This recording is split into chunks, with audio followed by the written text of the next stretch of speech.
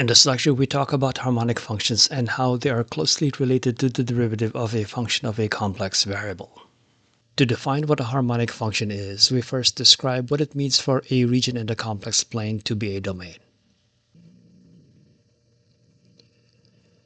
A region D in the complex plane is a domain if D is open and connected. Informally, D is said to be open if D does not include any part of its boundary. We assume that the set D is non-empty, so that formally D is said to be an open region if and only if for every complex number z sub 0 in D, we can find a circular region R centered at z sub 0, so that the region R without its perimeter is completely inside D. Even more formally, if the radius of R is delta, and if z is any complex number inside R so that the distance of z to z sub 0, or the absolute value of z minus z sub 0, is less than delta, then we should be able to find a small enough value of delta, or make region R small enough so that R is a subset of D. The strict inequality means that the circle made up of all the z's such that the absolute value of z minus z sub 0 equals delta is not part of R. The region R without its perimeter is also referred to as an open ball around z sub 0 or an open neighborhood of z sub 0. Actually, even the set D, by virtue of being open, can be considered an open neighborhood of z sub 0. In order for D to be a domain, we also require D to be connected. Informally, if D is already an open set, then D is connected if we cannot split D up into two disjoint non-empty open subsets of D. Formally, with D being an open set, we take an open set E that is any proper subset of D so that E is neither the empty set nor is it equal to D, and another non-empty open set F that is also a proper subset of D. The sets E and F have to be disjoint. D is connected if D is never equal to the union of E and F for any pair of subsets E and F that satisfy the aforementioned conditions.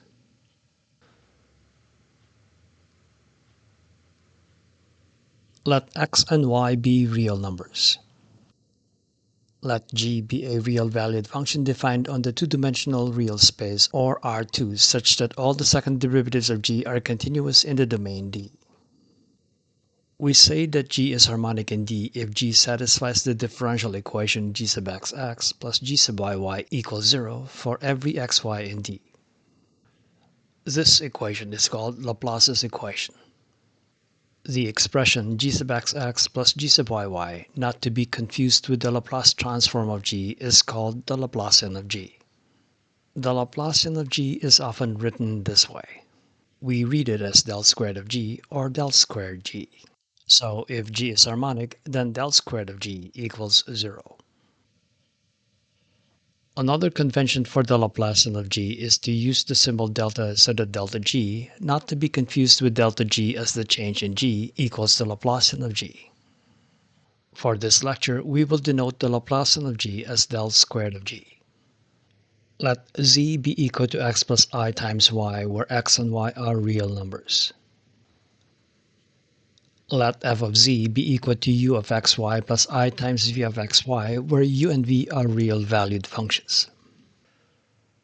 We say that f is analytic in a domain D if f prime of z exists for all points in D. It can be shown that if f is analytic in a domain D, then all the derivatives of f of all orders exist, that is f prime, f double prime, f triple prime, etc., etc., etc., all exist inside D. The proof of this fact requires a little more machinery than knowledge of the basic definitions of continuity and the derivative, and so we will not provide a proof of this fact in this lecture.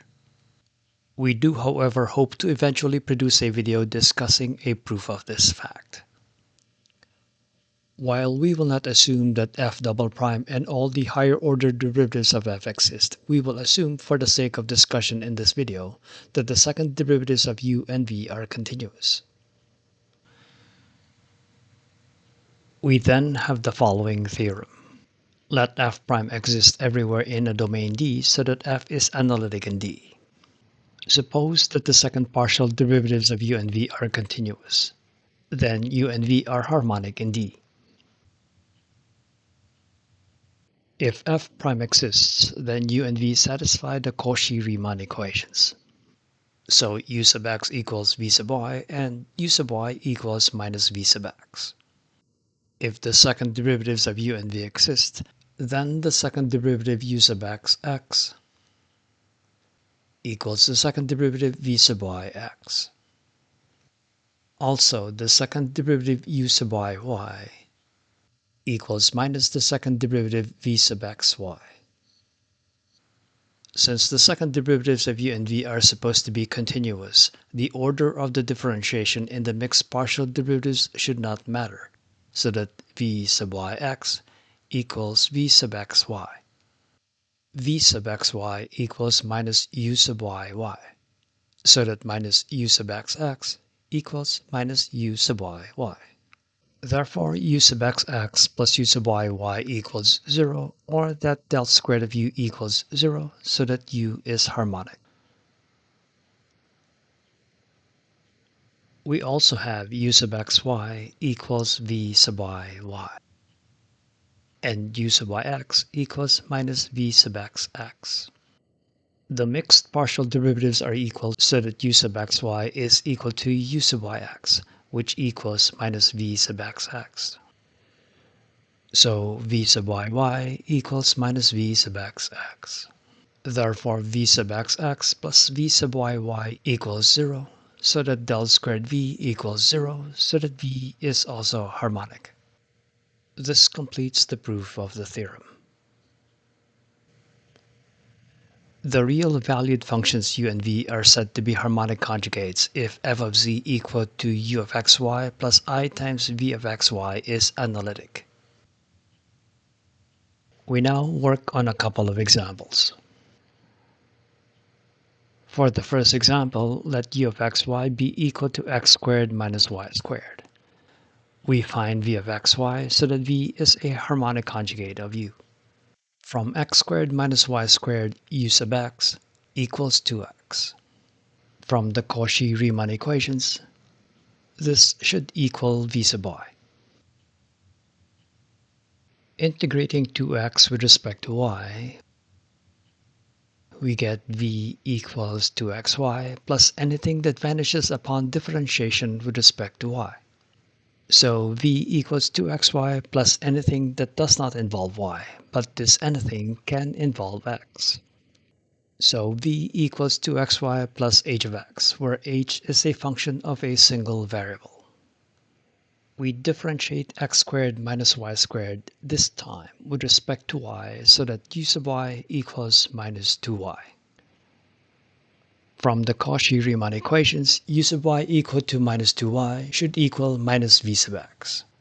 We can also get v sub x by differentiating this formula for v with respect to x. And we get v sub x equals 2y plus h prime of x. Therefore, minus v sub x equals minus 2y minus h prime of x. Equating u sub y to this, we find that h prime of x equals 0, so that h of x must be some complex constant that we call c. Therefore, v of xy equals 2xy plus c, and f of z equals x squared minus y squared plus I times the quantity 2xy plus c.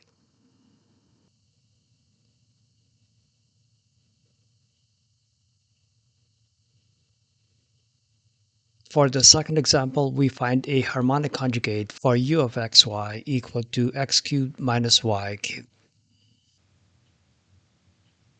Differentiating x cubed minus y cubed with respect to x, u sub x equals 3x squared, which we equate to v sub y. Integrating 3x squared with respect to y, we get 3x squared y plus anything that vanishes upon differentiation with respect to y, so that v equals 3x squared times y plus h of x. Differentiating this with respect to x, we find that v sub x equals 6xy plus h prime of x. So minus v sub x equals minus 6xy minus h prime of x. This should be equal to u sub y, and u sub y equals minus 3y squared. So h prime of x equals 3y squared minus 6xy. Now, this has to be impossible because h prime of x does not depend on y, and the right side of the equation does. Therefore, v of xy does not exist, and u of xy does not have a harmonic conjugate. We can also conclude that there is no analytic function f with x cubed minus y cubed as its real part.